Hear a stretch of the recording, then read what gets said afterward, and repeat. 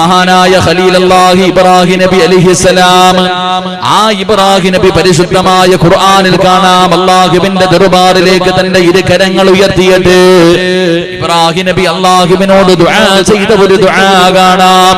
എന്താണ് പടച്ചവനെ ഇബ്രാഹിം നബി ദുആ ചെയ്തതെന്നറിയുമോ? ഈ സദസ്സിലിരിക്കുന്ന ഞാനും നിങ്ങളും അങ്ങനെ ഒരു ദുആ ചെയ്യണമെന്നില്ല. നമ്മളിൽ പലരും അങ്ങനെ ഒരു ദുആ ചെയ്യാറില്ല. പക്ഷേ ഇബ്രാഹിം നബി അല്ലാഹുവിനോട് പടച്ചറപ്പിന്റെ ദർബാറിലേക്ക് ഇരു കരങ്ങൾ ഉയർത്തിയിട്ട് അല്ലാഹുവിനോട് ദുആ ചെയ്തത് എന്തെന്നറിയുമോ? വലാ തുഹ്സിനി യൗമ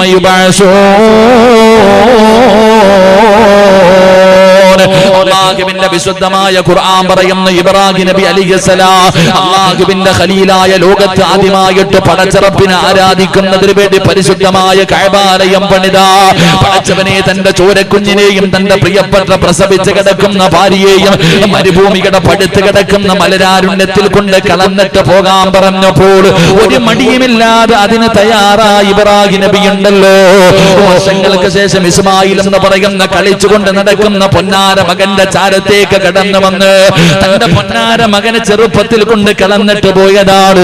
പടച്ചവനെ തന്റെ പൊന്നാര മകനോട് സ്നേഹം കൂടിയപ്പോ അല്ലാഹു പറയുന്നു ഇബ്രാഹിമേ എനിക്ക് വേണ്ടി നിന്റെ പൊന്നാര മകനെ അറുത്തു കൊടുക്കാൻ അല്ലാഹു അവിടെ നിന്ന് കൽപ്പിക്കുമ്പോ ഒരു മടിയുമില്ലാതെ 11 വയസ്സുള്ള ഇസ്മായിൽ എന്ന് പറയുന്ന പ്രിയപ്പെട്ട പൊന്നാര മകന്റെ കഴുത്തിലേക്ക് കത്തിയെടുത്ത് വെച്ച ഇബ്രാഹിം നബി അലൈഹിസ്സലാം ഉണ്ടല്ലോ. അല്ലാഹുവിന്റെ ഖലീലല്ലേ, ആ ഖലീലായ ഇബ്രാഹിം നബി അലൈഹിസ്സലാം അല്ലാഹുവിനോട് ദുആ ചെയ്യുന്നു. അല്ലാഹ് വലാ തുഹ്സിനി യൗമ യുബഅസൂൻ. എന്താണ് ദുആ ചെയ്യുന്നതെന്നറിയുമോ? എന്താണ് പടച്ചവനോട് പറയുന്നതെന്നറിയുമോ? അല്ലാഹുവേ നാളെ നിന്റെ പരലോകത്തേക്ക് കടന്നു വരുമ്പോ എന്നെ നീ നാണം കെടുത്തല്ലേ അല്ലാ, നീ എന്നെ നിന്ദനാക്കല്ലേ അല്ലാ. ഇബ്രാഹിം നബി പോലും പടച്ചറപ്പിനോട് ദുആ ചെയ്തെന്ന പരിശുദ്ധമായ ഖുർആൻ എവിടെന്ന് പറഞ്ഞു തരുമ്പോ ഈ സദസ്സിലിരിക്കുന്ന ഞാനും നിങ്ങളും ഉണ്ടല്ലോ, എല്ലാവരും അല്ലാഹുവിനോട് ദുആ ചെയ്യും. പടച്ചവനെ ഈ ദുനിയാവിൽ എന്നെ നീ നാണം കെടുത്തല്ലേ പടച്ചവനെ, ഒരുത്തന്റെ മുന്നിലും തലകുനിക്കേണ്ട അവസ്ഥ തരല്ലേ പടച്ചവന്. എല്ലാവരും ദുആ ചെയ്യുന്നത് ദുനിയാവിന്റെ കാര്യമാണ്. ഇവിടെ നാണം കെടുത്തരുതെന്ന് പടച്ചറപ്പിനോട് ദുആ ചെയ്യുന്നവര് എന്റെ പ്രിയപ്പെട്ട സഹോദരങ്ങളെ, കള്ളുകുടിയനാകട്ടെ, വിചാരിയാകട്ടെ, പലിശ തിന്നുന്നവനാകട്ടെ, ഏത് വലിയ വൃത്തികെട്ടവനാകട്ടെ, തന്റെ ഭാര്യയുടെയും തന്റെ മക്കളുടെയും തന്റെ മാതാപിതാക്കളുടെയും കൂടപ്പറപ്പുകളുടെയും കുടുംബക്കാരുടെയും നാട്ടുകാരുടെ മുന്നിൽ നാണം കെടാൻ ആഗ്രഹിക്കുന്നില്ലോ.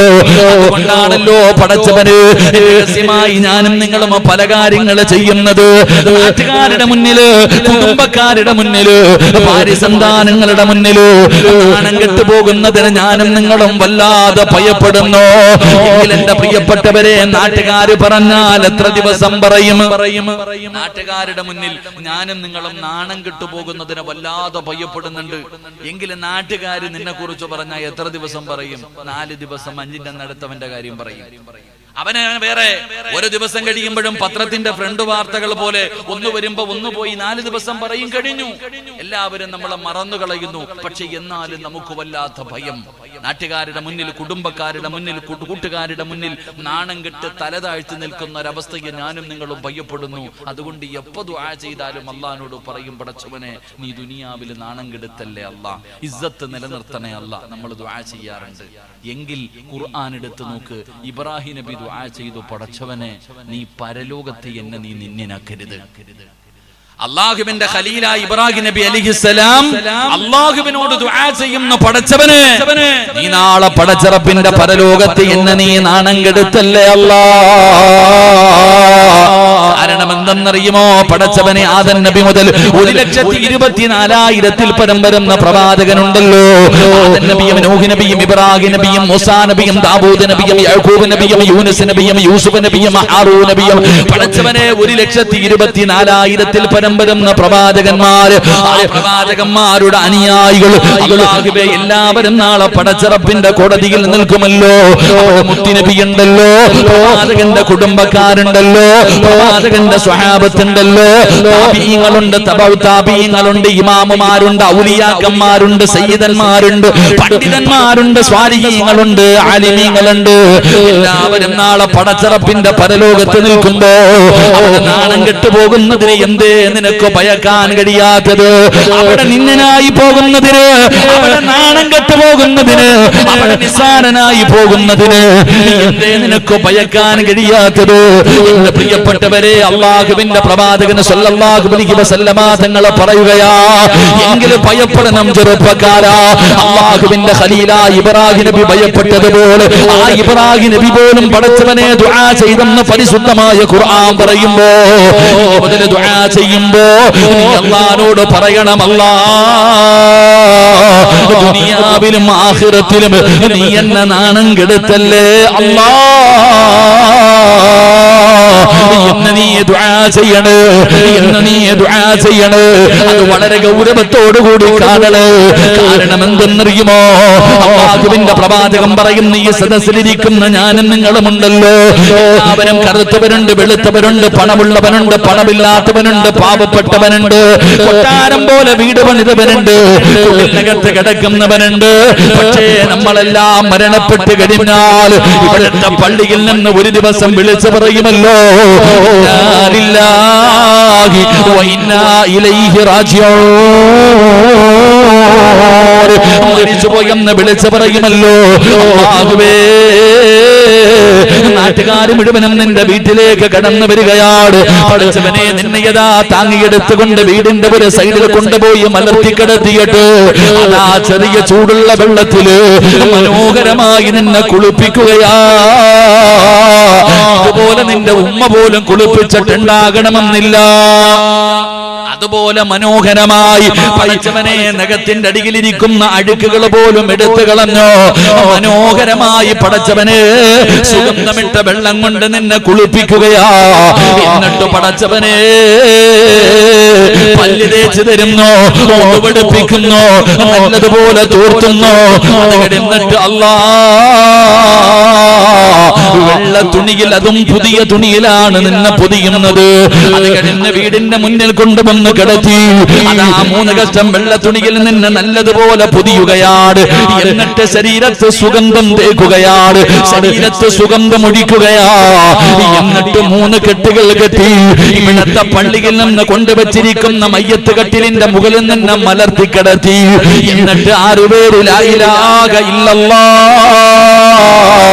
എന്ന് പറഞ്ഞുകൊണ്ട് നിന്റെ ജനാസ ചുമക്കുകയാ.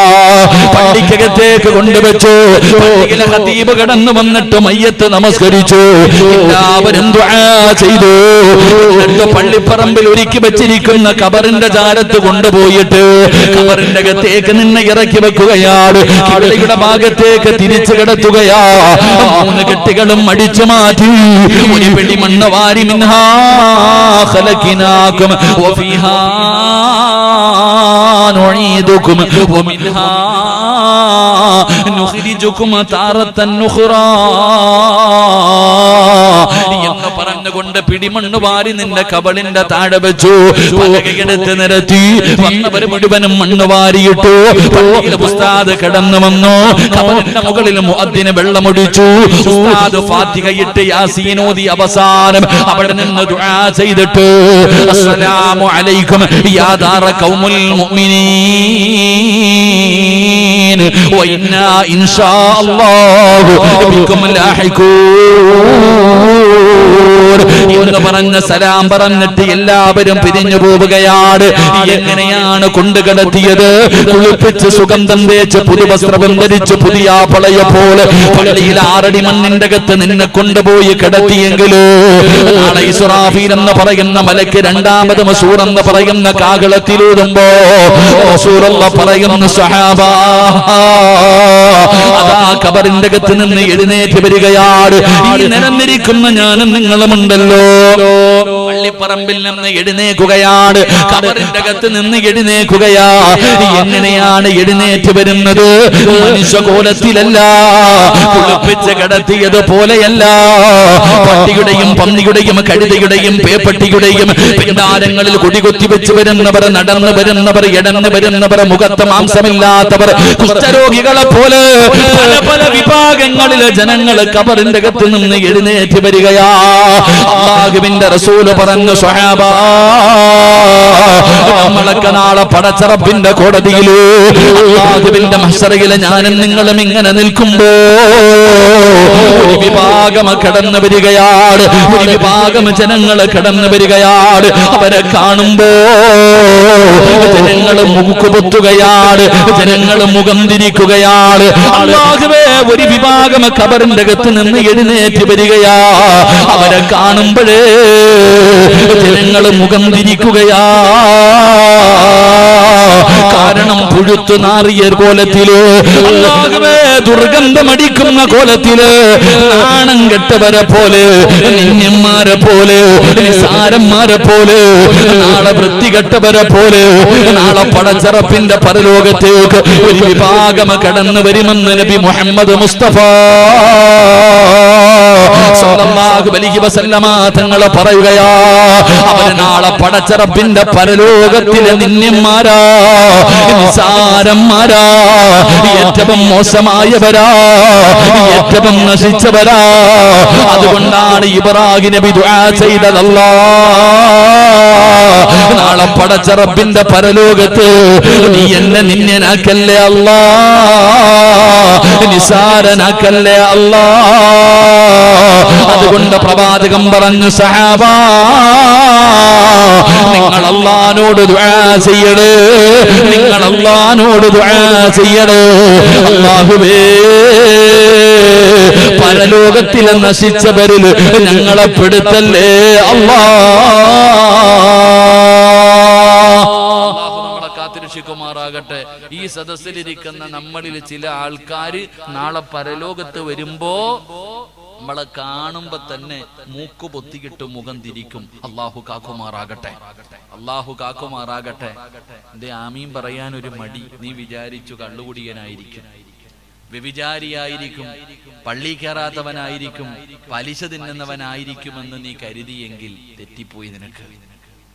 ഞാൻ അതുകൊണ്ടാ പറഞ്ഞത്, വായത് തുടങ്ങിയപ്പോ തന്നെ ഞാൻ പറഞ്ഞത്, ഈ സദസ്സിലിരിക്കുന്ന താടിയും തഴമ്പും 5 നേരം നിസ്കരിക്കുന്ന, സദക്ക കൊടുക്കുന്ന ചില ആൾക്കാർ നാളെ അവര് പരലോകത്ത് വരുമ്പോ അവനെ കാണുമ്പോ മറ്റുള്ളവര് പോലും ആടും, മറ്റുള്ളവര് പോലും മൂടും, മുഖം തിരിക്കും. അല്ലാഹു കാത്തിരക്ഷിക്കുമാറാകട്ടെ, ഉറക്കപ്പറല്ല കാത്തിരക്ഷിക്കുമാറാകട്ടെ.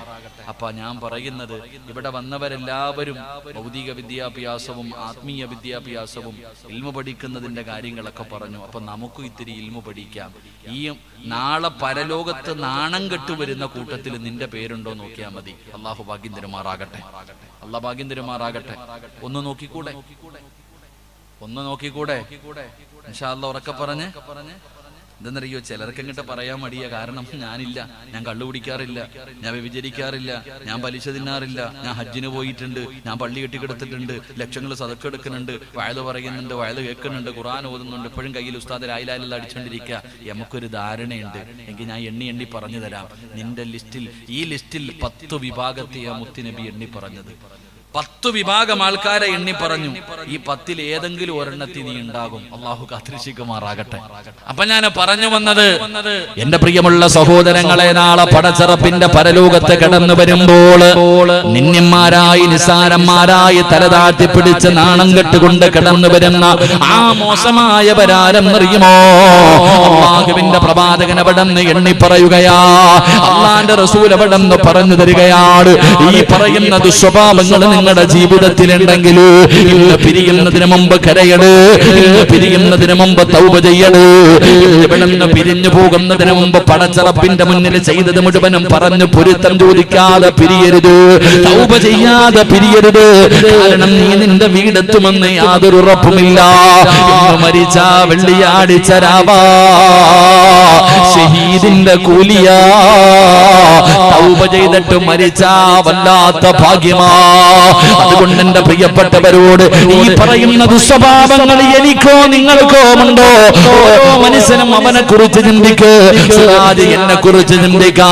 വാത് പറയുന്ന ഞാൻ എന്നെ കുറിച്ച് ചിന്തിക്കാ. ഈ സദസ്സിലിരിക്കുന്ന ഉസ്താദന്മാര്, ഈ നിരന്നിരിക്കുന്ന ഉപ്പമാര്, ചെറുപ്പക്കാര്, പെങ്ങന്മാര്, എല്ലാവരും പടച്ചവനെ ഈ പറയുന്ന ദുസ്വഭാവം എന്നിലുണ്ടോ? തിരുത്തിക്കോ. എങ്കിലും നാളെ പടച്ചറപ്പിന്റെ കോടതിയിൽ അല്ലാഹു നിന്നെ നാണം കെടുത്തുമെന്ന് നബി മുഹമ്മദ് മുസ്തഫ സല്ലല്ലാഹു അലൈഹി വസല്ലമ തങ്ങളെ പറഞ്ഞു തരുമ്പോൾ അല്ലാഹുവിന്റെ റസൂലിനോട് സ്വഹാബത്ത് ചോദിക്കുന്നു, നബിയേ യാ റസൂലല്ലാഹ്, അല്ലാഹുവിന്റെ പ്രവാചകരേ, അവരാരാണ് നബിയേ? അവരാരാണ് നബിയേ? റസൂലുള്ളാഹി പറയുന്ന ഒന്നാമത്തെ വിഭാഗമാരാ? നാളെ പടച്ചറപ്പിന്റെ പരലോകത്ത് നാണം കെട്ട് വരുന്ന നിന്യനായ നിസാരനായ ഏറ്റവും മോശമായ ആൾക്കാരിൽ ഒന്നാമത്തെ മനുഷ്യനാരെന്നറിയുമോ? കുടിയനല്ല, കഞ്ചാവടിക്കുന്നവനല്ല, പലിശ തിന്നുന്നവനല്ല, വ്യഭിചരിച്ച് നടക്കുന്നവനല്ല, മയക്കുമരുന്നിന്റെ അടിവല്ല. പടച്ചവനെ ആരെന്നറിയുമോ? അല്ലാഹുവിന്റെ റസൂല് പറഞ്ഞു, സ്വഹാബാ, ഒരു കടുകുമണികളുടെ അളവെങ്കിലും ഹൃദയത്തിൽ അഹങ്കാരമുള്ളവൻ ആണെന്ന് നബി മുഹമ്മദ് മുസ്തഫ സല്ലല്ലാഹു അലൈഹി വസല്ലമ തങ്ങൾ പറയുകയാണ്. ഈ സദസ്സിലിരിക്കുന്ന ഏതെങ്കിലും ഒരു മനുഷ്യന്റെ ഹൃദയത്തിലോ ഒരു കടുകുമണിയുടെ അളവെങ്കിലും അഹങ്കാരമുണ്ടോ? അഹങ്കാരമുണ്ടോ? പടച്ചറപ്പിന്റെ കോടതിയിൽ നശിച്ചവൻ നീയാണെന്ന് നബി മുഹമ്മദ് മുസ്തഫ മുസ്തഫ സല്ലല്ലാഹു അലൈഹി വസല്ലം ഒരു കടുകുമണിയുടെ അളവെങ്കിലും. അഹങ്കാരം എന്ന് പറഞ്ഞിട്ട് കടുകുമണി ഏറ്റവും ചെറുതാണ്. ആ ഒരു കടുകുമണിയുടെ അളവെങ്കിലും അഹങ്കാരം നിനക്കുണ്ടോ? ലാ യദ്ഖുലൂനൽ ജന്ന, നീ സ്വർഗ്ഗത്തിൽ പ്രവേശിക്കില്ല എന്ന് നബി മുഹമ്മദ് മുസ്തഫ ഉറക്കെ നബി മുഹമ്മദ് മുസ്തഫ. അപ്പൊ അഹങ്കാരം ഇല്ലാത്തവരൊക്കെ ഒന്ന് കൈവക്കിക്കുക. ഈ കൈവക്കിയത് തന്നെയാ നിനക്ക് അഹങ്കാരം ഉണ്ടെന്നുള്ളതിന് ഏറ്റവും വലിയ തെളിവ്. ഈ കൈവക്കിയത് തന്നെയാ. നിങ്ങൾ മനസാക്ഷിയോട് ചോദിക്കുക, നിങ്ങൾക്ക് അഹങ്കാരമില്ലേ? എന്തേ പതാ ചിന്തിക്കേണ്ടത്? ഇല്ല എന്ന് പറയല് തന്നെയല്ലേ? നിങ്ങൾക്ക് തന്നെ അറിയാതെ ഓവറാണെന്ന്. എന്താ ചാടത്തില കൈവക്കിയ? ഞാൻ വിചാരിച്ചു പൊക്കൂല എന്നിട്ടാ. സത്യമായിട്ട് ഞാൻ വിചാരിച്ചു നിങ്ങളിൽ പലരും പൊക്കൂല. അപ്പൊ ആ പൊക്കല് തന്നെ അതാണ് ഇബ്ലീസിന്റെ വല്ലാത്ത തന്ത്രമാണ്. ഇബ്ലീസിന് ഒരു മഹാന്റെ മുന്നിൽ പോയിട്ട് അവസാനം ഇബ്ലീസ് പറയാ, നിങ്ങൾ എത്ര നല്ല മനുഷ്യനാ, ഞാൻ തോറ്റു, ഞാൻ പോവാ. 40 കൊല്ലമായിട്ട് നിങ്ങളെ പിഴപ്പിക്കാൻ നടക്കാൻ ഞാൻ 40 വർഷമായിട്ട് നിങ്ങളെ പിഴപ്പിക്കാൻ നടന്നേ ഞാൻ തോറ്റു, ഞാൻ പോവാ. അപ്പോഴേ ഇബ്ലീസിനോട് പറഞ്ഞ, പോടാ എന്റെ പണി നോക്കടാ. കാരണം എന്തേ? നീ അങ്ങനെ പറഞ്ഞാലും എനിക്കൊന്നും തോന്നൂല. ഇത് പറയുമ്പോ മനുഷ്യര് തോന്നൂലേ? അപ്പൊ ഞാൻ ഇവൻ 40 കൊല്ലം നോക്കിയിട്ട് എന്നെ പിഴപ്പിക്കാൻ പറ്റിയില്ലെങ്കിൽ ഞാൻ മഹാനല്ലേ? അതാ എന്റെ പ്രിയപ്പെട്ട സഹോദരങ്ങൾ, അഹങ്കാരം ഉണ്ടോ ഇല്ലേ എന്ന് ഞാൻ പിന്നെ പറഞ്ഞുതരാം. അടയാള സഹിതം അള്ളാഹു പഠിക്കാൻ ഭാഗ്യം തരുമാറാകട്ടെ. എന്റെ പ്രിയപ്പെട്ട സഹോദരങ്ങളെ, അഹങ്കാരം അത് നിസ്സാരമല്ല. എല്ലാവരുടെ മുന്നിൽ എല്ലാരും എന്നെ കാണുമ്പോ ബഹുമാനിക്കണം, എഴുന്നേറ്റ് നിൽക്കണം, ഞാൻ മഹാനാണെന്ന് പറയണം, വലിയ ആളാണെന്ന് പറയണം. ഇതിനു വേണ്ടിയാ എല്ലാം ചെയ്യുന്നേ. ഇതിനു വേണ്ടിയാണല്ലോ സ്വന്തം ഫ്ലെക്സ് അടിച്ചു വെക്കുന്നത്. പരസ്യമായിട്ട് രഹസ്യമായിട്ട് ചോദിച്ചാൽ കൊടുക്കൂല. പരസ്യം സ്റ്റേജിൽ കയറ്റി ഇരുത്തിട്ട് ചോദിച്ചാ ഞാൻ തരാം, പള്ളിക്കത് തരാം, മദ്രസയ്ക്ക് തരാം. ഇങ്ങനെ 4 പേര് അറിയണം, 4 പേര് കാണണം. ഞാൻ വലിയ സദഖ കൊടുക്കുന്നവനാ, ഞാൻ വലിയവനാണെന്ന് പറയണം. എങ്കിൽ എന്റെ പ്രിയപ്പെട്ടവരെ, അല്ലാഹുവിന്റെ റസൂല് പറയുകയാണ്, നാളെ പടച്ചറപ്പിന്റെ പരലോകത്ത് അഹങ്കാരികൾ കടന്നു വരുന്നത് എങ്ങനെയെന്നറിയുമോ? യുഹ്ശറുൽ മുതകബ്ബിറൂന യൗമൽ ഖിയാമ അംസാലു ദുർരി ഫീ സൂറത്തിൽ റിജാൽ. എല്ലാവരും നിന്നെ ആദരിക്കണം, എല്ലാവരും നിന്നെ ബഹുമാനിക്കണം, എല്ലാവരും നീ മഹാനാണെന്ന് പറയണം. അതിനു വേണ്ടിയല്ലേ നീ അഹങ്കാരം കാണിച്ചത്? മറ്റുള്ളവരെ നിന്യന്മാരെ പോലെ, നിസാരന്മാരെ പോലെ പുച്ഛിച്ച് തള്ളിയത്. എങ്കിൽ അല്ല നിന്നെ നാളെ പടച്ചറപ്പിന്റെ പരലോകത്ത് കൊണ്ടുവരുന്നത് എങ്ങനെയെന്നറിയുമോ? അല്ലാഹുവിന്റെ റസൂല് പറയുന്ന ചെറിയ ഉറുമ്പുണ്ടല്ലോ, ആ ചെറിയ ഉറുമ്പുണ്ടല്ലോ, ആ ഉറുമ്പിന്റെ രൂപത്തിൽ അല്ലാഹു നാളെ നിന്നെ കൊണ്ടുവരുമെന്ന് ആദരവായ പ്രവാചകൻ നബി മുഹമ്മദ് മുസ്തഫ സല്ലല്ലാഹു അലൈഹി വസല്ലമ തങ്ങളുടെ പറഞ്ഞു തരികയാണ്, ജനങ്ങളുടെ മുന്നിൽ വലിയവനാകണമെന്നുള്ള ധാരണയിൽ അഹങ്കരിച്ച് നടന്നവന് അല്ലാഹു നിന്നെ നിസാരനാക്കുമടാ. ചെറിയ ഉറുമ്പിന്റെ കോലത്തിലാണ് അല്ലാഹു നാളെ കൊണ്ടുവരുന്നത്. കാരണം നീ അത്രയും നിസാരനാണ്, നീ നിന്നനാണ്. ജനങ്ങളെ നിന്നെ കാണുമ്പോ വെറുപ്പോടെ നോക്കുന്ന കോലത്തില് അല്ലാഹു നിന്നെ കൊണ്ടുവരുമെന്ന് നബി മുഹമ്മദ് മുസ്തഫ സല്ലല്ലാഹു അലൈഹി വസല്ലമ തങ്ങൾ പറയുകയാ. നരകത്തിന്റെ അടിത്തട്ടിലാ, നീ നരകത്തിന്റെ അടിത്തട്ടിലാ. അല്ലാഹു നിനക്ക് കുടിക്കാൻ തരുന്നത് എന്തെന്നറിയുമോ? ചെറുപ്പക്കാരാ, നമ്മുടെയൊക്കെ ശരീരം പൊട്ടുമല്ലോ, എന്തെങ്കിലും വ്രണങ്ങൾ വന്നിട്ട് പഠിച്ചവരെ അതിൽ നിന്ന് ചലമിങ്ങനെ ഒലിക്കുമല്ലോ, അതിനുപോലും വല്ലാത്ത ദുർഗന്ധമാണല്ലോ. നരകവാസികളുടെ ശരീരത്തിൽ നിന്ന് ഒഴുകി വരുന്ന ചീഞ്ചലമുണ്ടല്ലോ, അല്ലാഹു നിന്നെ കൊണ്ട് കുടിപ്പിക്കുമെന്ന് ആദരവായ പ്രവാചകൻ നബി മുഹമ്മദ് മുസ്തഫ സല്ലല്ലാഹു അലൈഹി വസല്ലമ തങ്ങൾ അവിടെന്ന് പറയുമ്പോൾ അഹങ്കരിക്കാൻ അല്ലാഹുവിന് മാത്രമേ അവകാശമുള്ളൂ. അല്ലാതെ ഒരുത്തനും ഈ പ്രപഞ്ചത്തില് ഒരാൾക്കും അഹങ്കരിക്കാനുള്ള അവകാശമില്ല. അല്ലാഹുവിന് മാത്രം അധികാരപ്പെട്ടതാണ്. എന്റെ പ്രിയപ്പെട്ടവര്, നമുക്ക് അഹങ്കാരം കാണിച്ചപ്പെടല്ലോ, നമ്മുടെയൊക്കെ നന്ദികേടുകൾ കൂടിയപ്പെടല്ലോ. ലോകം മനുഷ്യൻ വല്ലാതെ വളർന്നല്ലോ, സാങ്കേതിക വിദ്യകളുടെ പടവുകൾ എന്നിട്ട് ജനങ്ങളെ മുഴുവനും പടച്ചവനെ ചന്ദ്രനിൽ ചൊവ്വയിൽ പോയി താമസിക്കാതെ അവിടെ പോയി വീട് പണിയാൻ പടച്ചവനെ അഹങ്കാരത്തോടെ പറഞ്ഞല്ലോ. അമേരിക്കയ്ക്കല്ലേ പറഞ്ഞത്, ഞങ്ങളുടെ വീടിന്റെ നിന്റെ വീടിന്റെ അകത്തിരുന്ന് നീ ചെയ്യുന്ന കാര്യം പോലും ഞങ്ങൾക്ക് ഞങ്ങളുടെ നാട്ടിലിരുന്ന് കാണാൻ കഴിയുമെന്ന് അഹങ്കാരത്തോടെ പറഞ്ഞു നടന്നവരെവിടെ? അല്ലാഹു കാണാൻ കഴിയാത്ത ഒരൊറ്റ വൈറസ് കൊടുത്തപ്പോ ആരും തോറ്റുപോയല്ലോ. മരുന്ന് പോലുമില്ലല്ലോ.